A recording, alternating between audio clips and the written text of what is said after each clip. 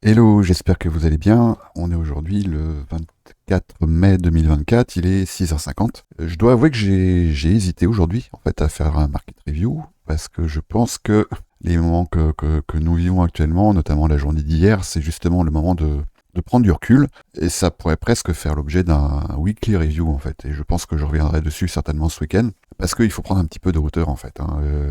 Ça, j'en parle souvent avec les membres du salon VIP, mais il y a certains moments où il faut un petit peu laisser les intervenants du marché jouer avec leur crotte de nez, et puis revenir quand tout s'est calmé. Alors là, en l'occurrence, s'il s'agit de prendre du recul, c'est sûr que si je regarde par exemple ce qu'a fait le dollar hier, effectivement, on se retrouve avec une belle jambe haussière, hein. On voit que voilà, on est même légèrement sorti du range là que j'avais identifié, dont je vous avais parlé, je crois, hier ou avant-hier. Mais si on prend un peu de recul, si on va voir, par exemple, en 4 heures, pour l'instant, ce qui se passe ici est de l'ordre du plus bas sommet. D'accord? Vous voyez bien ici, hein, si je devais faire un petit dessin, pour l'instant, on a quelque chose qui ressemble à ça, ça et ça. Donc, ce qui se dessine là actuellement, si je prends ce schéma, voilà à quoi ça ressemble. Bon, pour l'instant, ça ressemble, jusqu'à preuve du contraire, à une tendance baissière. Et évidemment, à un moment, une tendance, ça se casse, ça se brise, on parle de market structure shift, et à l'occasion de chacun de ces swings ici, effectivement, c'est à cette occasion-là qu'on peut observer des changements de caractère. Mais en tout cas pour l'instant, ça n'est pas le cas. C'est sûr que si je prends un peu plus de recul, et là cette fois-ci je vais enlever mes dessins, on voit ici que sur un horizon de temps daily, on est sur un range en fait, hein, un range qui dure depuis dans janvier 2023. Si je prends encore un peu plus de recul, on voit qu'on est ici toujours sur une surface de consolidation, mais qu'on a observé ici un changement de caractère, qui serait a priori un changement de caractère baissier. Si je prends encore un peu plus de recul, on voit qu'ici, en monthly, on est dans une tendance haussière, que là, on a assisté à la formation d'un plus bas creux, mais que c'est peut-être ici qu'on va assister à une nouvelle jambe haussière qui pourrait nous amener à surplomber ici les 114 et pourquoi pas même les 120. Mais bon, pour l'instant, là, on est sur une échelle monthly. Il faut bien faire attention parce que là, ce que vous voyez ici, il y a 50 ans, hein. Donc bon, mais en tout cas, si je reviens en 4 heures ici, voilà où on est, d'accord? Donc, évidemment, cette jambe haussière ici en 4 heures, ben, on va même aller regarder un peu ce qui s'est passé hier, et là, il faut aller en 5 minutes. Voilà ici l'ouverture du marché de New York. Ici, on a eu une belle jambe haussière, et forcément, c'est quelque chose qu'on va retrouver, enfin forcément, pas toujours, mais en tout cas ici c'est le cas, c'est ce qu'on va retrouver ici sur le gold. Donc c'est sûr que là, si j'affiche cette charte en 5 minutes, je dis oh là là, c'est pas beau, c'est baissier, mon Dieu, qu'est-ce qui se passe? Et voilà le contexte quand même. Ce que je viens de vous montrer là, c'est cette bougie, d'accord? Et je vais retourner en daily et je vais délimiter cette bougie. Je vais mettre un fib, comme ça nous permettra d'afficher également les 50%. Voilà donc cette bougie daily. Et si je retourne en 5 minutes, là voilà cette bougie daily. Vous voyez? Ici. Et donc après, si je contextualise tout ça, pour l'instant, ça reste un swing. On pourrait parler en tout cas en daily de changement de caractère si jamais le prix, effectivement, faisait quelque chose de cet ordre-là, voilà. Là, on pourrait parler de changement de caractère en daily. Mais pour l'instant, c'est prématuré de dire ça. Si je vais sur le SP500, bah, c'est pareil. Voilà, je vais vous montrer un peu ce qui s'est passé aujourd'hui, enfin hier plutôt, que moi j'ai tradé d'ailleurs. Hier, j'ai pas tradé le SP500 parce que j'avais pas ce qu'il me fallait, mais par contre j'ai tradé le Nasdaq. Voilà ce qui s'est passé. Donc effectivement, oui, c'est vrai, partant du sommet ici, on est presque sur du 2% de retracement. Donc c'est quand même un retracement qui est important. Mais voilà quelle forme ça prend sur unité de temps daily. Vous voyez? Donc il pourrait même y avoir encore du downward là, sans que cette tendance, de toute façon, sans que cette tendance soit invalidée. De toute façon, je l'avais déjà expliqué, un indice, par définition, un indice est haussier. Et tout dépend évidemment de quel point de vue on se place, mais il est fait pour être haussier en fait. Il n'est pas fait pour être baissier cet indice, si vous en connaissez le fonctionnement. Et voilà pour le Nasdaq, pareil, il faudrait être gonflé quand même pour dire que ça craint, que c'est baissier, hein. Mais évidemment, si je commence, là on voit ici qu'on a une bougie avec une mèche là, et si je délimite cette mèche, je vais la délimiter ici, voilà, par ces deux lignes, voilà quelle forme ça prend. Vous voyez? Tout ça, c'est la mèche que je vous ai montrée. Et donc, alors, voilà. Moi, ce que j'ai tradé sur le Nasdaq, c'est bon, après, c'est une dynamique de prix qui est très particulière, dont on parle beaucoup dans le salon VIP, dont je parlerai pas ici, en tout cas. Et c'est des signaux qui sont très forts. Et ce sont des signaux sur lesquels on s'appuie dans les unités de temps. Alors ici, c'est en 15 minutes, ici, c'est en 1 heure, et après, on va caler nos entrées sur des plus petites unités de temps encore, qui sont de l'ordre pour vraiment préciser et être le plus précis possible dans l'action du prix, on va se caler sur du 1 minute, la plupart du temps. Vous voyez? Donc c'est ça la fractalité. Hein. C'est vrai que hier, quelqu'un me posait la question, parce que bon, on va aller sur Bitcoin, parce que évidemment, je pense que si vous regardez cette vidéo, c'est que vous avez été informé que les ETF Ethereum avaient été acceptés, et ça a généré beaucoup de volatilité, notamment sur la journée d'hier. Voilà, si je dézoome un petit peu, voilà ce qui s'est passé hier. Une belle jambe baissière, on a quand même, sur Bitcoin, on a quand même perdu presque 10%. Hein. Enfin, si je prends le plus bas là, de cette mèche, 8,5%, c'est quand même pas rien sur une journée. Et Ethereum, lui, on voit que ici, l'approbation a commencé à être pricée. Je ne sais pas si c'est terminé, mais en tout cas, elle a commencé à être pricée lundi. Et que sur cette journée, ici, on a quand même perdu, pareil, si on compte le plus bas et le plus haut, 10%, qui est quand même pas rien, mais en même temps, depuis le début de la semaine, Ethereum a pris 30%. Et on n'a pas beaucoup de jambes haussières comme ça, aussi significatives, aussi rapides sur Ethereum, donc c'est quand même pas rien. Alors donc la question que me posait un des membres du salon VIP, il me montrait la charte de Bitcoin, et puis en me disant, est-ce qu'on est sur un MMXM, en l'occurrence ici sur un MMSM, c'est-à-dire un Market Maker Sell Model. Et ce que je lui ai répondu, c'est que en fait, on est toujours dans un MMXM, parce que le MMXM, c'est une façon de modéliser l'action du prix. En l'occurrence, c'est quelque chose qui a été théorisé par Michael J. Hudson, alias ICT, mais dont parle déjà Larry Williams et d'autres. Hein, en fait, et puis évidemment Wyckoff, c'est-à-dire que c'est une façon de modéliser, une tentative d'explication de l'action du prix. Et c'est ce qu'on peut observer effectivement, un market maker buy model ou sell model. Donc un buy model, on va avoir une surface de modélisation, mais je pense que j'en ai déjà parlé. Ensuite, un mouvement de liquidité. Ensuite, on va avoir une série comme ça de swing jusqu'à ce qu'on observe un smart money reversal. Et ensuite, on va voir premier stage de redistribution avec prise de liquidité, deuxième stage de redistribution. Et puis, merde. Bon, j'ai pas assez de place, mais pas grave. On va continuer comme ça. Donc, deuxième stage de redistribution, prise de liquidité. Et ensuite, ce qu'il faut bien intégrer, c'est que cette entité-là est fractale, et c'est donc quelque chose qu'on va retrouver, par exemple ici, si je le zoomais, ou ici. Mais c'est quelque chose que je vais même retrouver ici. Si je le zoome, je vais probablement observer ça, si je prends un microscope.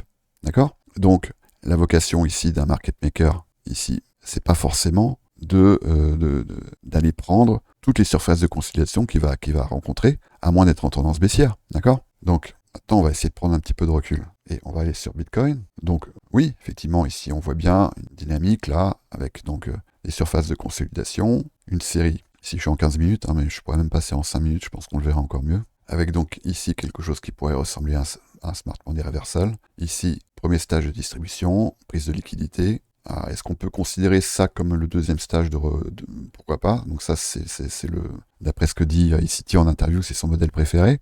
Ça pourrait tout à fait, avec ici effectivement une prise de liquidité. Et donc après, la maturité, elle pourrait très bien se retrouver ici, au contact ici de cette surface de consolidation. On voit que on n'est pas tout à fait venu prendre le plus bas ici. On s'est reposé ici sur une structure d'action du prix qui est très particulière, et qui normalement est supposé, pour que la tendance ne soit pas invalidée, opérer une résistance. Et pour l'instant, ce qu'on peut observer, si je vais en 5 minutes, c'est que pour l'instant, on n'a pas de clôture sous cette structure. Et même si je vais en 1 minute, regardez un petit peu, vous voyez qu'on n'a pas de clôture sous cette structure, on n'a que des mèches. Les mèches, elles font le sale boulot. Alors, a fortiori, ici, j'élargis un petit peu mon point de vue, voilà la forme que ça prend. Voilà, on a ici effectivement des clôtures à l'intérieur de cette structure, mais des mèches. En 1 heure, c'est encore plus clair, hein. On voit bien qu'ici, c'est un événement de liquidité ici qui se passe. Je vais encore élargir. En 4 heures, qu'est-ce qu'on observe ici? Qu'est-ce qui apparaît un peu comme de l'encre sympathique? Et là, c'est plutôt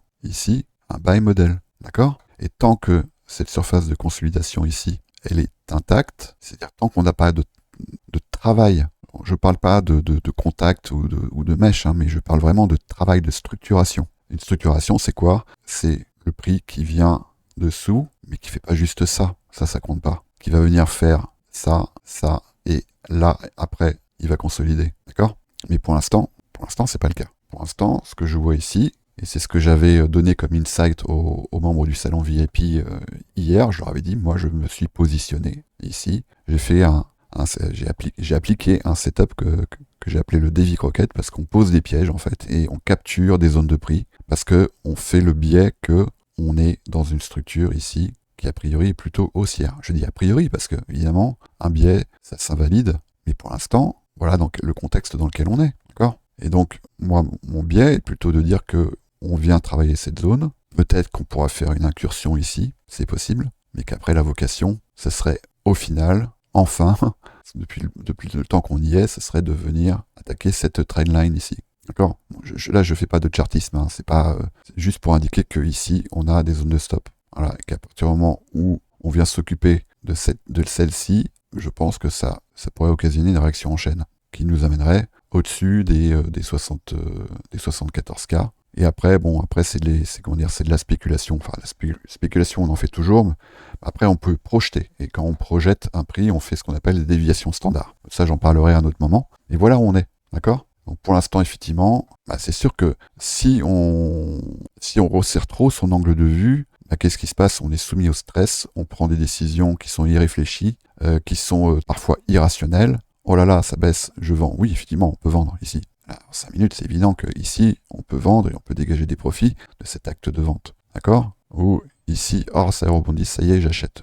Oui, effectivement, on peut acheter et ça peut effectivement occasionner des profits, mais simplement, il ne faut pas oublier qu'on sort ici d'une jambe baissière, qu'après une jambe baissière, et ça, j'arrête pas de vous le dire, après une impulsion, qu'est-ce qu'on a? On a une consolidation. D'accord? Et il faut plutôt attendre la résolution de cette consolidation avant d'envisager quoi que ce soit. Donc ici, effectivement, il y avait peut-être un coup à jouer, mais ce coup à jouer, voilà, en admettant qu'on fasse par exemple, qu'on prenne les 50% de cette imbalance, ici, qu'on se place sous la bougie qui précède l'imbalance, c'est cette bougie-là, et qu'on trade un 2 pour 1 par exemple, ou éventuellement, on n'est même pas allé au...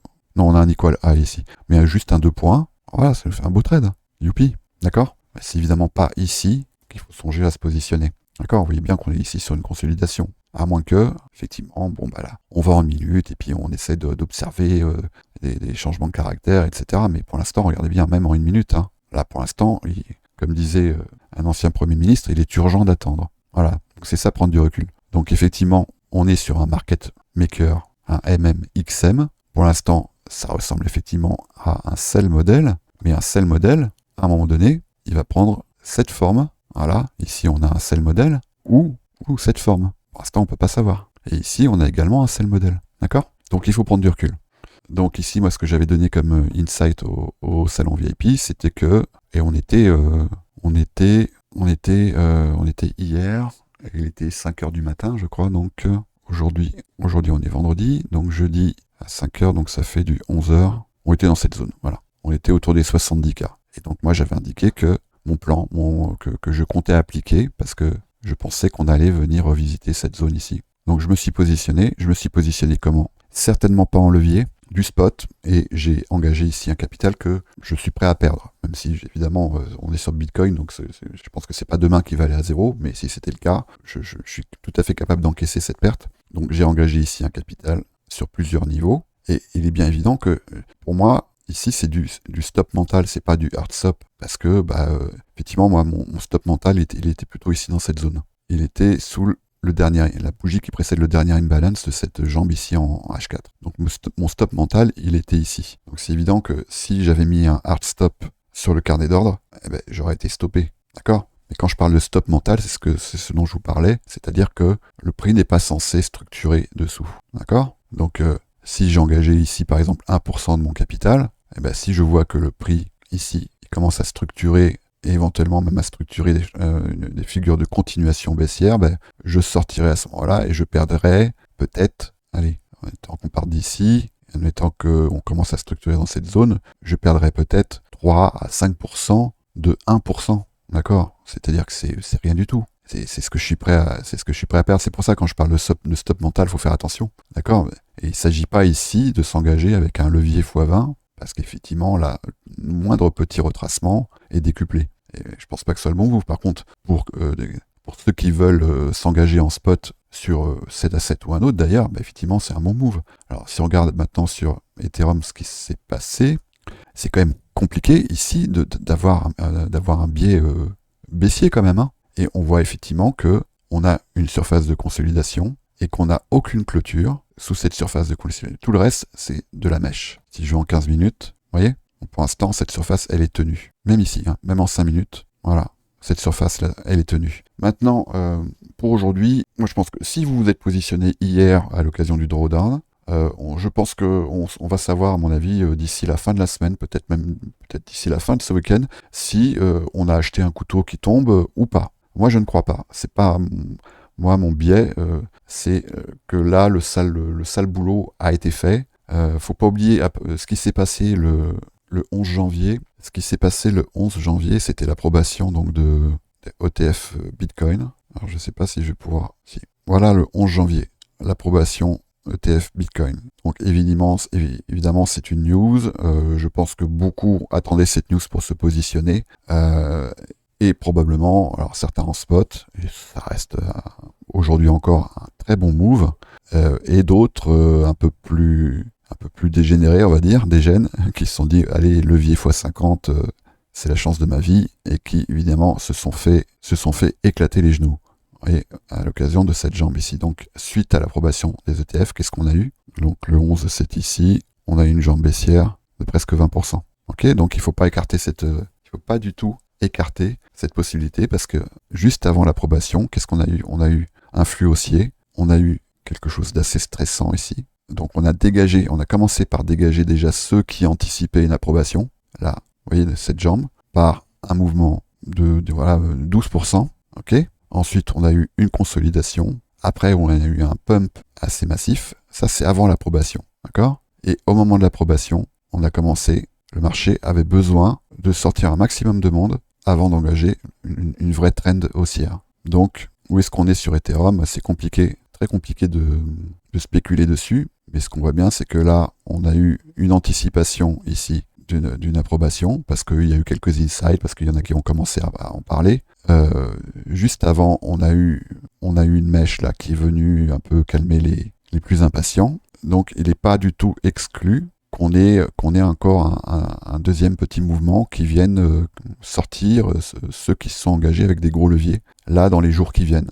C'est pas du tout exclu. Mais en tout cas, moi, ce que je vois ici, c'est pas une structure maintenant qui est baissière. On a bien eu un changement de caractère ici. Donc, on est effectivement sur des zones là qui peuvent tout à fait constituer des zones de choix. Alors, moi, je pense que c'était ici qu'il fallait se positionner sur Ethereum, évidemment. Hein. Mais si vous avez des visions à long terme sur Ethereum, sur Bitcoin, moi, je pense qu'on est encore sur de très belles zones pour se positionner, mais qu'il ne faut pas exclure qu'il y ait encore un mouvement comme ça contrarien qui vienne un peu sortir ceux qui se sont positionnés avec des gros leviers. Voilà. Bon, je vais pas aller plus en détail, je vais pas te faire de version VIP pour aujourd'hui parce que il n'y a pas d'insight particulier. Il faut prendre du recul. C'est pas le moment, à mon avis, de penser à utiliser le levier. Le levier, moi, je peux le considérer sur de l'intraday, certainement pas sur du long terme, sur une session session par exemple sur la London. Voilà, on arrive dessus là bientôt. On voit qu'ici, par exemple, on a un equal high à cet endroit-là, oui, c'est ça. Donc c'est sûr que si on part ici, qu'on vient travailler un peu le bas de la session asiatique, bah, c'est sûr que le high de la London devient une target de choix, auquel cas, bah là je vais évidemment utiliser du levier parce que j'aime plus positionner sur des mouvements qui sont de l'ordre de quelques dixièmes de pourcent, vous voyez. J'aurai peut-être un stop qui sera de 0,1%, donc là, auquel cas j'ai pas le choix. C'est là que je suis obligé, que je me retrouve à utiliser du levier parce que j'ai pas envie de monopoliser 100 000 $ sur un trade intraday afin de respecter mon risque. Si ici je risquais 0,5 ou 1% de mon capital, c'est là que je vais être obligé d'utiliser du levier. Mais en dehors de ces contextes-là, qui sont des contextes d'exposition au marché, je ne recommande pas, je déconseille absolument d'utiliser du levier sur des positions swing, parce que ça déjà vous allez payer du funding toutes les 8 heures, et en admettant que vous ayez raison, bah, ça va venir quand même bien grignoter vos gains, en admettant que vous ayez tort, ça va les décupler. Donc c'est pas une bonne idée à mon avis. Voilà, bon, je vais m'arrêter là pour aujourd'hui.